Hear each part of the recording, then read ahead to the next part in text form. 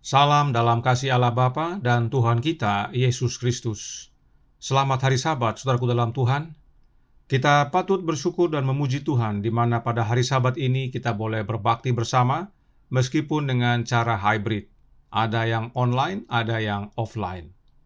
Pekabaran kita pada hari Sabat ini berjudul, Aku adalah Aku. Kalimat ini terdapat dalam Keluaran 3 ayat 14. Mari kita buka dan baca. Firman Allah kepada Musa, Aku adalah Aku. Lagi firman-Nya, beginilah kau katakan kepada orang Israel itu, Akulah Aku telah mengutus Aku kepadamu. Aku adalah Aku diterjemahkan dari bahasa Ibrani, yang berbunyi Ehyeh Asher Ehyeh. Kata Ehyeh berarti to exist, yang artinya ada. Itu sebabnya dalam Alkitab Bahasa Indonesia terjemahan lama dikatakan di sana, maka firman Allah kepada Musa, Aku akan ada yang aku ada. Dan lagi firman-Nya, demikian hendaklah kau katakan kepada Bani Israel, bahwa aku ada telah menyuruhkan daku mendapatkan kamu. Sementara kata Asher adalah kata ganti yang dapat diterjemahkan menjadi who, atau siapa, atau yang. Itu sebabnya Ehyeh Asher Ehyeh diterjemahkan menjadi aku ada yang aku ada, atau aku adalah aku, I am that I am. Mengapa sebutan ini disampaikan oleh Allah kepada Musa? Mari kita baca mulai dari ayat 1. Keluaran 3 ayat 1-3 berbunyi, Adapun Musa, ia biasa menggembalakan kambing domba Yitro, mertuanya imam di Midian. Sekali ketika ia menggiring kambing domba itu ke seberang padang gurun, sampailah ia ke gunung Allah, yakni gunung Horeb. Lalu malaikat Tuhan menampakkan diri kepadanya di dalam nyala api yang keluar dari semak duri. Lalu ia melihat dan tampaklah semak duri itu menyala, tetapi tidak dimakan api. Musa berkata, Baiklah aku menyimpang ke sana untuk memeriksa penglihatan yang hebat itu. Mengapakah tidak terbakar semak duri itu? Artinya, peristiwa ini terjadi menjelang berakhirnya masa 40 tahun pengasingan Musa di padang gurun Midian. Dan yang datang kepada Musa adalah malaikat Tuhan. Lalu apa yang dilakukan Musa melihat kondisi ini? Kita baca kelanjutannya dalam Keluaran 3 ayat 4-6. Dikatakan, ketika dilihat Tuhan bahwa Musa menyimpang untuk memeriksanya, berserulah Allah dari tengah-tengah semak duri itu kepadanya, Musa, Musa. Dan ia menjawab, Ya Allah. Lalu ia berfirman, Janganlah datang dekat-dekat, tanggalkanlah kasutmu dari kakimu, sebab tempat di mana engkau berdiri itu adalah tanah yang kudus. Lagi ia berfirman, Akulah Allah ayahmu, Allah Abraham, Allah Ishak, dan Allah Yakub. Lalu Musa menutupi mukanya sebab ia takut memandang Allah. Melihat ada semak duri berapi tapi tidak terbakar, membuat Musa menyimpang dari jalannya untuk periksa. Tapi Tuhan dalam huruf besar berkata kepadanya, Jangan datang dekat-dekat, sebab tanah di mana Musa berdiri adalah kudus. Karenanya Allah meminta Musa untuk menanggalkan kasutnya. Nah, Tuhan yang dalam semak duri yang berapi tersebut memperkenalkan dirinya dengan berkata, Akulah Allah ayahmu, Allah Abraham, Allah Ishak, dan Allah Yakub. Tetapi jangan lupa, dalam ayat 2 tadi dikatakan bahwa malaikat Tuhan menampakkan diri kepadanya di dalam nyala api yang keluar dari semak duri. Jadi ada malaikat Tuhan. Namun dalam ayat 4 dikatakan, ketika dilihat Tuhan bahwa Musa menyimpang untuk memeriksanya, berserulah Allah dari tengah-tengah semak duri itu. Yang melihat adalah Tuhan dalam huruf besar. Dia adalah Allah, dan dialah yang berseru dari dalam semak duri tersebut. Jadi, ada malaikat Tuhan dan ada Tuhan dalam huruf besar. Apakah ada dua makhluk yang terdapat dalam semak duri tersebut? Tentu tidak. Hanya ada satu, yaitu malaikat Tuhan. Lalu mengapa dikatakan Tuhan Allah yang berseru kepada Musa dari tengah-tengah semak duri tersebut? Bahkan dia menyebut dirinya Allah Abraham, Ishak, dan Yakub. Kita akan lihat jawabnya sebagaimana kita lanjutkan. Mari kita kembali ke ayat 6.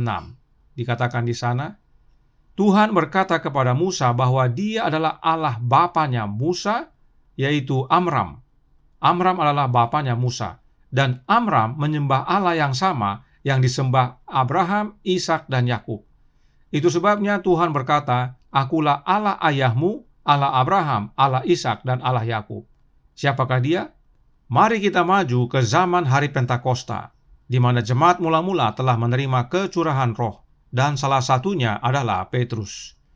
Petrus adalah orang Yahudi, dan Petrus bersaksi dalam Kisah 3 ayat 13, berbunyi, "Allah Abraham, Ishak, dan Yakub, Allah nenek moyang kita, telah memuliakan hambanya, yaitu Yesus, yang kamu serahkan dan tolak di depan Pilatus, walaupun Pilatus berpendapat bahwa ia harus dilepaskan." Petrus menyatakan bahwa Allah nenek moyang bangsa Israel, yaitu termasuk dirinya, disebut Allah Abraham, Ishak, dan Yakub. Dan Dia, yaitu Allah ini, punya anak bernama Yesus. Dalam terjemahan bahasa Indonesia disebutkan hambanya, tetapi dalam terjemahan bahasa Inggris King James disebutkan anaknya. Dan memang Yesus adalah anak Allah. Allah nenek moyang orang Yahudi inilah Allah yang Petrus sembah. Jadi, sejak dari zaman Abraham sampai kepada jemaat mula-mula, Allah yang disembah sama, yaitu yang disebut Allah Abraham, Ishak, dan Yakub. Dan Dia punya anak, karenanya Dia adalah Allah Bapa. Jadi, Allah yang disembah bapanya Musa, yaitu Amram, adalah Allah Bapa. Mari kita lanjutkan. Kita baca Keluaran 3 ayat 7-9 yang berbunyi, "Dan Tuhan berfirman, Aku telah memperhatikan dengan sungguh kesengsaraan umatku di tanah Mesir, dan aku telah mendengar seruan mereka yang disebabkan oleh pengerah-pengerah mereka. Ya, aku mengetahui penderitaan mereka. Sebab itu aku telah turun untuk melepaskan mereka dari tangan orang Mesir dan menuntun mereka keluar dari negeri itu ke suatu negeri yang baik dan luas, suatu negeri yang berlimpah-limpah susu dan madunya, ke tempat orang Kanaan, orang Het, orang Amori, orang Feris, orang Hewi, dan orang Yebus. Sekarang seruan orang Israel telah sampai kepadaku, juga telah kulihat betapa kerasnya orang Mesir menindas mereka." Inilah sebabnya Allah Bapa melalui kehadiran malaikat Tuhan turun dan bertemu dengan Musa dalam semak duri yang berapi tersebut. Dan oleh karenanya, melalui sang malaikat Tuhan, Allah Bapa berikan perintah. Keluaran 3 ayat 10-12 menyatakan, "Jadi sekarang, pergilah, aku mengutus engkau kepada Firaun untuk membawa umatku, orang Israel, keluar dari Mesir." Tetapi Musa berkata kepada Allah, "Siapakah aku ini, maka aku yang akan menghadap Firaun dan membawa orang Israel keluar dari Mesir?" Lalu firman-Nya, "Bukankah aku akan menyertai engkau? Inilah tanda bagimu bahwa aku yang mengutus engkau. Apabila engkau telah membawa bangsa itu keluar dari Mesir, maka kamu akan beribadah kepada Allah di gunung ini." Perhatikan ayat 12 di sana. Allah berkata, "Bukankah aku akan menyertai engkau?" Nah, kata "aku akan" diterjemahkan dari kata Ehyeh yang sama dengan kata Ehyeh dalam kalimat "aku adalah aku". Jadi Allah yang menyebut dirinya Allah Abraham, Ishak, dan Yakub, Dialah Ehyeh, dan Dia yang menyertai Musa. Jadi Allah lah yang menyertai Musa. Nah, di dalam Alkitab ada sebutan khusus untuk Allah menyertai kita. Apakah itu? Ya, benar. Immanuel. Immanuel artinya Allah menyertai kita. Matius mencatat yang berikut ini dalam Matius 1 ayat 23. "Sesungguhnya anak darah itu akan mengandung dan melahirkan seorang anak laki-laki, dan mereka akan menamakan dia Immanuel, yang berarti Allah menyertai kita." Anak darah yang mengandung tersebut adalah Maria, dan seorang anak laki-laki yang akan dilahirkan tersebut adalah Yesus. Yesuslah yang disebut Immanuel, Allah menyertai kita. Dan hal ini sudah dinubuatkan terlebih dahulu oleh Yesaya. Kita baca Yesaya 7 ayat 14, berbunyi, "Sebab itu Tuhan sendirilah yang akan memberikan kepadamu suatu tanda. Sesungguhnya seorang perempuan muda mengandung dan akan melahirkan seorang anak laki-laki, dan ia akan menamakan dia Immanuel." Kata Immanuel ini berasal dari bahasa Ibrani yang berarti Allah beserta kita, Allah menyertai kita. Nah, mari kita sandingkan ayat-ayat tersebut untuk membantu melihat siapakah Ehyeh atau aku yang menyertai Musa. Berdasarkan ayat menjelaskan ayat, semakin jelas bahwa Ehyeh yang menyertai Musa adalah Immanuel, yaitu anak Allah. Sebab hanya satu yang disebut Immanuel, yaitu anak Allah. Anak Allah lah yang akan menyertai Musa untuk menghadap Firaun, serta menuntun bangsa Israel keluar dari Mesir. Jadi pada saat Allah Bapa berkata kepada Musa, "Aku menyertai engkau," maka hal itu Allah Bapa wujudkan melalui anaknya. Sebab oleh karena dosa, kita terpisah dari Allah yang adalah Bapa, karenanya Allah sediakan jalan agar manusia dapat terhubung kembali dengan Bapa. Kita semua tahu bahwa Alkitab Perjanjian Lama ditulis dalam bahasa Ibrani, terlebih lagi 5 buku Musa. Nah, ada terjemahan Aramaik dari 5 buku Musa yang disebut Targum, dan terjemahan Aramaik tersebut telah diterjemahkan ke dalam bahasa Inggris. Salah satunya disebut Targum Onkelos. Mari kita baca Keluaran 3 ayat 12 dalam Targum Onkelos. Keluaran 3 ayat 12 dalam Targum Onkelos berkata, "And he said, Because my word shall be thy helper, and this shall be the sign that I have sent thee, in thy leading forth of the people from Mizraim, you shall do service before the Lord upon this mountain."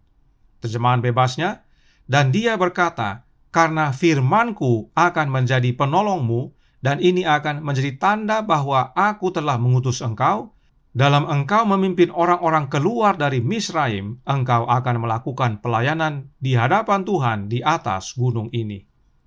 Allah berkata bahwa firman-Nya yang menolong Musa.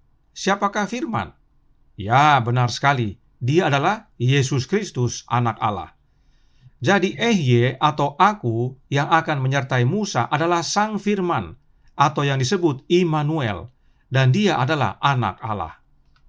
Dari semua fakta Alkitab ini, kita sudah temukan bahwa ada malaikat Tuhan yang menampakkan diri kepada Musa di dalam nyala api yang keluar dari semak duri, dan dia berbicara atas nama Allah Bapa, serta berkata bahwa anak Allah lah yang akan menyertai dan menolong Musa dalam menghadap Firaun, serta membawa bangsa Israel keluar dari Mesir.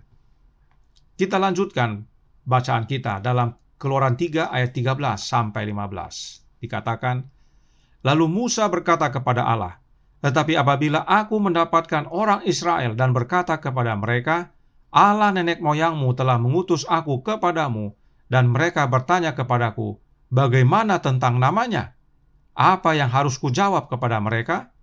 Firman Allah kepada Musa, "Aku adalah aku." Lagi firman-Nya, "Beginilah kau katakan kepada orang Israel itu, Akulah aku, telah mengutus aku kepadamu." Selanjutnya berfirmanlah Allah kepada Musa, "Beginilah kau katakan kepada orang Israel, Tuhan, Allah nenek moyangmu, Allah Abraham, Allah Ishak, dan Allah Yakub, telah mengutus aku kepadamu. Itulah namaku untuk selama-lamanya, dan itulah sebutanku turun-temurun." Setelah mendapatkan semua penjelasan dari Tuhan tentang siapa dirinya dan siapa yang akan menyertai Musa, lalu Musa bertanya kepada Allah, siapakah namanya Allah?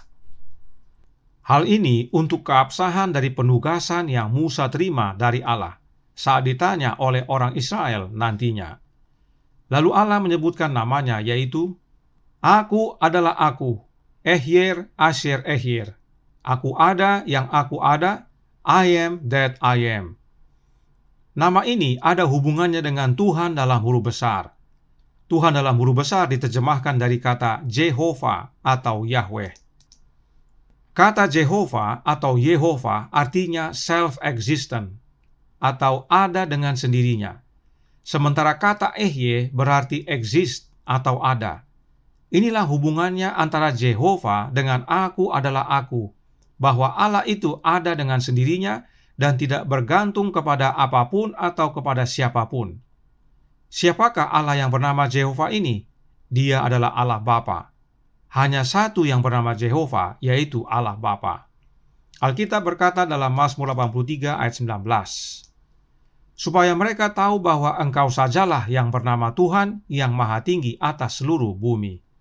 Hanya satu yang bernama Jehova, yaitu Allah Bapa. Sekarang apa buktinya bahwa yang bernama Jehova ini adalah Allah Bapa? Mari kita buka Yeremia 10 ayat 10 yang berkata, "Tetapi Tuhan adalah Allah yang benar, Dialah Allah yang hidup dan Raja yang kekal. Bumi goncang karena murkanya dan bangsa-bangsa tidak tahan akan geramnya." Yeremia 10 ayat 10 menyatakan bahwa Tuhan dalam huruf besar atau Jehova adalah Allah yang benar, Allah yang hidup. Siapakah Dia? Yesus sendiri menjawab dalam Yohanes 17 ayat 3 berbunyi, "Inilah hidup yang kekal itu, yaitu bahwa mereka mengenal Engkau, satu-satunya Allah yang benar, dan mengenal Yesus Kristus yang telah Engkau utus." Dalam doa Yesus kepada Bapanya, dengan jelas Dia menyatakan bahwa Bapanya adalah satu-satunya Allah yang benar. Karenanya jelas bahwa yang bernama Jehova hanya satu, yaitu Allah Bapa. Lalu bagaimana dengan Allah yang hidup? Apakah Dia Allah Bapa juga? Oh, sudah pasti. Kita perhatikan perbincangan berikut ini yang dicatat dalam Matius 16 ayat 15 sampai 17. Lalu Yesus berkata kepada mereka, "Tetapi apa katamu? Siapakah aku ini?" Maka jawab Simon Petrus, "Engkau adalah Mesias, Anak Allah yang hidup." Kata Yesus kepadanya, "Berbahagialah engkau Simon bin Yunus, sebab bukan manusia yang menyatakan itu kepadamu, melainkan Bapa-Ku yang di sorga." Petrus menyaksikan bahwa Yesus adalah Anak Allah yang hidup, dan kesaksian itu datang bukan dari manusia, tetapi dari Allah Bapa itu sendiri. Jadi, Allah Bapa itu sendiri akui bahwa dirinya adalah Allah yang hidup, dan itu Dia nyatakan kepada Petrus. Karenanya jelas sekali, yang bernama Jehova hanya satu, dan Dia adalah Allah Bapa. Bahkan Allah Bapa, yaitu Jehova, berkata dalam Yesaya 42 ayat 8, "Aku ini Tuhan, itulah namaku. Aku tidak akan memberikan kemuliaanku kepada yang lain atau kemasyuranku kepada patung." Dalam bahasa Inggris dikatakan, "I am Jehovah, that is my name." Allah Bapa akui bahwa Jehova itu adalah namanya, dan Dia tidak memberikan kemuliaannya kepada yang lain. Lalu, bagaimana dengan anak Allah? Ada yang bilang bahwa nama anak Allah juga adalah Jehova. Mari kita baca pernyataan Alkitab berikut ini dalam Keluaran 23 ayat 20 dan 21. "Sesungguhnya aku mengutus seorang malaikat berjalan di depanmu untuk melindungi engkau di jalan dan untuk membawa engkau ke tempat yang telah kusediakan. Jagalah dirimu di hadapannya dan dengarkanlah perkataannya. Janganlah engkau menurhaka kepadanya, sebab pelanggaranmu tidak akan diampuninya, sebab namaku ada di dalam dia."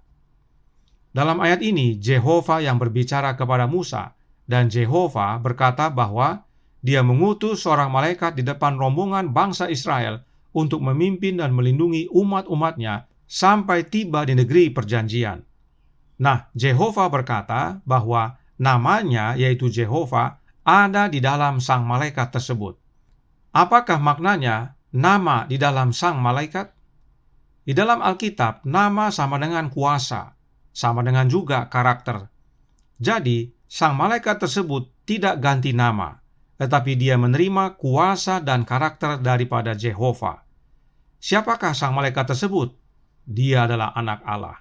Ibrani 1 ayat 4 berkata, "Jauh lebih tinggi daripada malaikat-malaikat, sama seperti nama yang dikaruniakan kepadanya jauh lebih indah daripada nama mereka."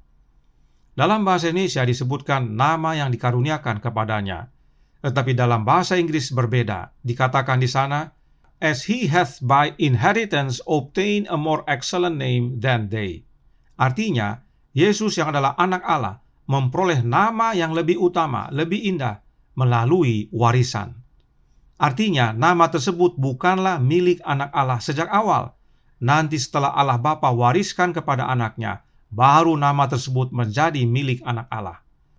Demikian juga jika kita baca Filipi 2 ayat 9, di sana juga dikatakan dikaruniakan atau diberikan. Artinya, nama yang Bapa karuniakan kepada anaknya bukanlah milik anak sejak awal. Karenanya apa yang Trinitas ajarkan tidaklah Alkitabiah. Yang Alkitabiah adalah bahwa hanya Allah Bapa yang bernama Jehovah, dan Dia karuniakan namanya di dalam anaknya. Sang anak menerima berdasarkan warisan dari Bapanya. Nah, dari ringkasan ayat-ayat ini menjadi nyata bahwa malaikat Tuhan dalam Keluaran 3 ayat 2 tadi adalah Yesus Kristus, anak Allah. Sebab malaikat Tuhan ini berbicara atas nama Bapanya. Segala sesuatu yang sang malaikat sampaikan adalah berasal dari Allah Bapa. Itu sebabnya dia tidak menyatakan tentang dirinya, tetapi tentang Allah Bapa yang bernama Jehovah dan Aku adalah Aku. Karenanya berdasarkan bukti-bukti dari Alkitab, yang berbicara kepada Musa adalah anak Allah, namun atas nama Bapanya.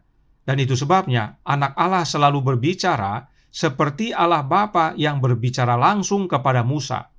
Dan berdasarkan penjelasan Allah Bapa kepada Musa melalui anaknya, bahwa anak Allah lah yang nanti menyertai Musa dan bangsanya.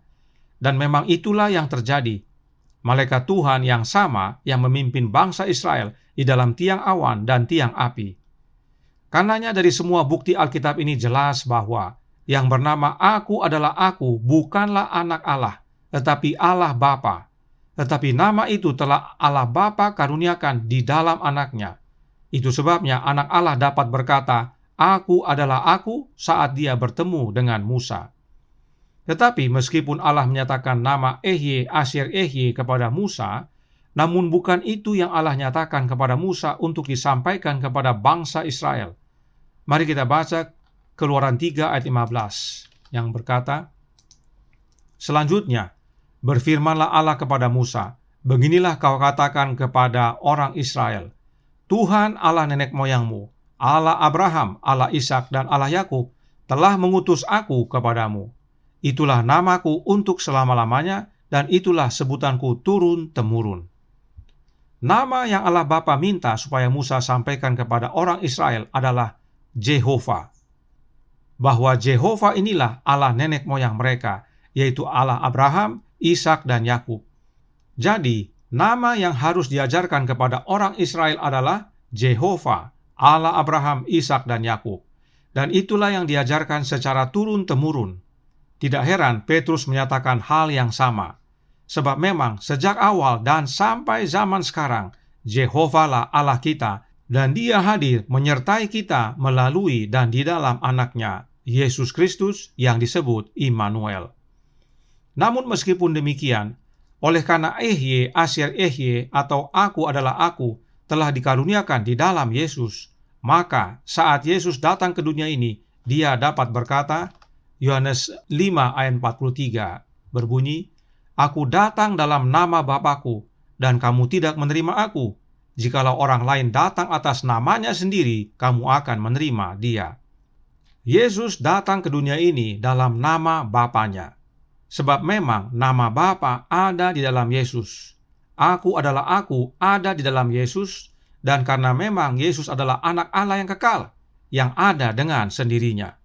Nah, karena nama Aku adalah Aku atau I am that I am ada dalam Yesus, maka Yesus dapat berkata, Yohanes 6 ayat 35. Kata Yesus kepada mereka, Akulah roti hidup. Barang siapa datang kepadaku, ia tidak akan lapar lagi, dan barang siapa percaya kepadaku, ia tidak akan haus lagi. Akulah roti hidup, atau dalam bahasa Inggrisnya, I am the bread of life.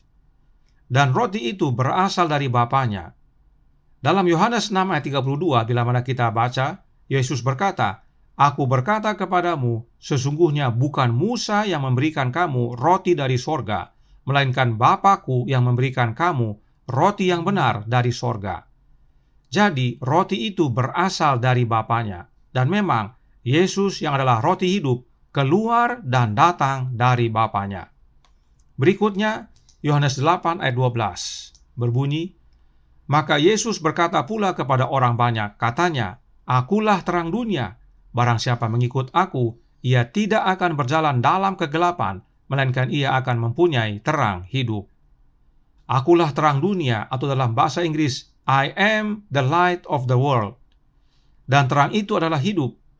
Allah Bapa adalah sumber kehidupan dan Dia karuniakan hidup tersebut di dalam anaknya. Itu sebabnya anak katakan, "Akulah terang dunia, akulah hidup itu." Yohanes 8 ayat 58 melanjutkan, kata Yesus kepada mereka, "Aku berkata kepadamu, sesungguhnya sebelum Abraham jadi, aku telah ada. Before Abraham was, I am." Bukan hanya Yesus telah menerima nama dari Bapanya, "Aku adalah aku," tetapi memang Yesus sudah ada terlebih dahulu dari Abraham. Sebab yang berbicara kepada Abraham adalah Allah Bapa melalui anaknya. Yesuslah yang berbicara dan bertemu dengan Abraham. Selanjutnya, Yohanes 10 ayat 7 berkata, "Akulah pintu, barang siapa masuk melalui aku, ia akan selamat, dan ia akan masuk dan keluar dan menemukan padang rumput." Aku adalah pintu, I am the door. Hanya satu jalan masuk ke dalam keselamatan, yaitu anak Allah. Berikutnya, Yohanes 10 ayat 11. "Akulah gembala yang baik. Gembala yang baik memberikan nyawanya bagi domba-dombanya." Dalam bahasa Inggris dikatakan, "I am the good shepherd." Yesus berkata, "Akulah gembala yang baik." Allah Bapalah gembala kita, dan Dia wujudkan penggembalaannya melalui anaknya. Bila mana ada yang rindu untuk mengikuti pekabaran tentang gembala yang baik ini, bisa mengikuti pekabaran yang berjudul Mazmur 23 dan Trinitas, untuk melihat bukti-bukti Alkitab bahwa Allah Bapalah gembala kita, dan Dia wujudkan penggembalaannya melalui anaknya, yaitu Yesus Kristus. Selanjutnya, Yohanes 14 ayat 6 berkata, kata Yesus kepadanya, "Akulah jalan dan kebenaran dan hidup. Tidak ada seorang pun yang datang kepada Bapa kalau tidak melalui aku." Dikatakan dalam bahasa Inggris, "I am the way, the truth, and the life." Hanya satu jalan, kebenaran dan hidup, dan karenanya hanya ada satu jalan untuk datang kepada Bapa, yaitu anaknya yang tunggal, Yesus Kristus. Kemudian, Yohanes 15 ayat 1, di sana dikatakan, "Akulah pokok anggur yang benar dan Bapakulah pengusahanya." Dikatakan, "I am the true vine." Itu sebabnya Yesus menasihatkan kepada kita untuk kita tinggal dalam Dia dan Dia di dalam kita. Dan Yohanes 18 ayat 37 menyaksikan, maka kata Pilatus kepadanya, "Jadi engkau adalah raja?" Jawab Yesus, "Engkau mengatakan bahwa aku adalah raja. Untuk itulah aku lahir dan untuk itulah aku datang ke dalam dunia ini, supaya aku memberi kesaksian tentang kebenaran. Setiap orang yang berasal dari kebenaran mendengar suaraku." Yesus adalah Raja. I am the King. Mengapa kita perlu ketahui tentang semua hal ini? Sebab inilah kegenapan dari apa yang anak Allah sampaikan kepada Musa. Ingat tadi dalam Keluaran 3 ayat 8, Allah Bapa berkata, "Sebab itu aku telah turun untuk melepaskan mereka dari tangan orang Mesir dan menuntun mereka keluar dari negeri itu ke suatu negeri yang baik dan luas, suatu negeri yang berlimpah-limpah susu dan madunya." Allah Bapa telah mendengar seruan dari umat-umatnya yang tertindas di Mesir, dan karena itu Allah Bapa turun untuk bertemu dengan Musa dengan mengutus anaknya untuk menyatakan kelepasan. Dan kelepasan itu Allah Bapa sediakan melalui anaknya. Anak Allah lah yang akan menyertai Musa dan orang Israel melalui proses keluar dari Mesir hingga tiba di negeri perjanjian. Inilah pentingnya kita pelajari dan pahami makna "aku adalah aku." Tidak hanya untuk mengenal siapa yang bernama "aku adalah aku", tetapi terlebih penting mengapa disampaikan dan siapa yang melaksanakannya. Allah Bapa berkata kepada Musa bahwa "aku" yang ada dengan sendirinya adalah aku, kekal yang akan menyertai engkau dan pimpin orang Israel keluar dari Mesir. Dan Allah Bapa wujudkan janjinya itu melalui dan di dalam anaknya. Roh Nubuat berkata dalam That I May Know Him, halaman 12 paragraf 3, Kristus menggunakan nama besar Allah untuk diberikan kepada Musa untuk mengungkapkan gagasan tentang kehadiran kekal. Lihat Keluaran 3 ayat 14. Semakin nyata bahwa saat anak Allah berkata kepada Musa, "Aku adalah aku," hal itu anak Allah lakukan atas nama Bapanya. Kristus menggunakan nama besar Bapanya untuk menyatakan gagasan tentang kehadiran kekal kepada Musa. Apakah maksudnya kehadiran kekal? Masih dalam buku yang sama, Roh Nubuat menjelaskan, That I may know him, halaman 12, paragraf 3. Dikatakan, Aku adalah berarti kehadiran yang kekal. Masa lalu, sekarang, dan masa depan adalah sama bagi Allah. Inilah hubungannya aku adalah aku dengan Jehovah. Sebab Jehovah itu artinya ada dengan sendirinya dan kekal. Dan aku adalah aku artinya kehadiran kekal. Bagi Allah, masa lalu, sekarang, dan masa depan adalah sama. Ini kebenaran penting. Sebab inilah jaminan bagi kita bahwa Allah yang sama, yang dahulu datang kepada Musa, menyatakan kelepasan bagi umatnya, adalah Allah yang sama yang sekarang menyertai kita. Allah yang tetap dari dahulu, sekarang, dan selamanya. Dan kelepasan serta penyertaan Allah bagi kita dinyatakan hanya melalui satu jalan, yaitu Anaknya yang tunggal, Yesus Kristus. Segalanya Allah Bapa telah berikan kepada Anaknya. Karenanya jangan lupa penjelasan Roh Nubuat berikut ini dalam The Spirit of Prophecy, volume 1, halaman 17, paragraf 2. Sang Pencipta Agung mengumpulkan penghuni sorgawi bahwa ia akan berada di hadapan semua malaikat, memberikan penghormatan khusus kepada Anaknya. Sang Anak duduk di atas tahta bersama Bapa, dan kumpulan malaikat kudus sorgawi berkumpul di sekitar mereka. Bapa kemudian menyatakan bahwa ditahbiskan oleh dirinya sendiri, Kristus harus setara dengan dirinya sendiri. Sehingga, dimanapun kehadiran Anaknya, itu adalah kehadirannya sendiri. Firman-Nya harus dipatuhi dengan kerelaan sebagaimana firman dari Bapa. Dia telah memakaikan Anaknya dengan otoritas untuk memerintah penghuni sorgawi. Terutama Anaknya yang bekerja dalam persatuan dengan dirinya sendiri dalam mengantisipasi penciptaan bumi dan setiap makhluk hidup yang seharusnya ada di bumi. Anaknya akan melaksanakan kehendak dan tujuannya, tetapi tidak akan melakukan apapun dari dirinya sendiri. Kehendak Bapa akan terpenuhi di dalam dirinya. Inilah sebabnya di dalam Alkitab, meskipun terkesan Allah Bapa yaitu Jehovah yang berbicara, tetapi sebenarnya Anak Allah lah yang berbicara sejak zaman Adam hingga sekarang. Allah Bapa masih berbicara kepada kita melalui Anaknya, dan seluruh kehendak Bapa terpenuhi di dalam Anaknya. Karenanya, saudaraku dalam Tuhan, akan tiba masa di mana kita pun akan berseru kepada Tuhan untuk kelepasan, sebab akan terjadi suatu kesesakan besar yang belum pernah terjadi sebelumnya. Roh Nubuat menyatakan yang berikut ini dalam The Day Star, Maret 14, tahun 1846, paragraf 2, yang berkata, Kemudian kami berseru kepada Allah siang dan malam untuk kelepasan. Kemudian kami mendengar suara Allah yang mengguncang langit dan bumi dan memberitahukan kepada yang 144.000 hari dan waktu kedatangan Yesus. Kemudian orang-orang kudus bebas, bersatu dan penuh dengan kemuliaan Allah karena Ia telah mengubah penawanan mereka. Dan saya melihat sebuah awan yang menyala datang ke tempat Yesus berdiri, dan Ia meletakkan pakaian imamnya dan mengenakan jubah raja, mengambil tempatnya di atas awan yang membawanya ke timur, tempat pertama kali menampakkan diri kepada orang-orang kudus di bumi. Sebuah awan hitam kecil yang adalah tanda Anak Manusia. Sementara awan lewat dari bilik Mahasuci ke timur yang memakan waktu beberapa hari, sinagog setan menyembah di kaki orang-orang kudus. Orang-orang kudus akan mengalami kesesakan yang belum pernah terjadi sebelumnya. Oleh karena itu mereka berseru kepada Allah siang dan malam untuk kelepasan. Alkitab berkata dalam Daniel 12 ayat 1 yang berbunyi, Pada waktu itu juga akan muncul Mikael, pemimpin besar itu, yang akan mendampingi anak-anak bangsamu, dan akan ada suatu waktu kesesakan yang besar, seperti yang belum pernah terjadi sejak ada bangsa-bangsa sampai pada waktu itu. Tetapi pada waktu itu bangsamu akan luput, yakni barang siapa yang didapati namanya tertulis dalam kitab itu.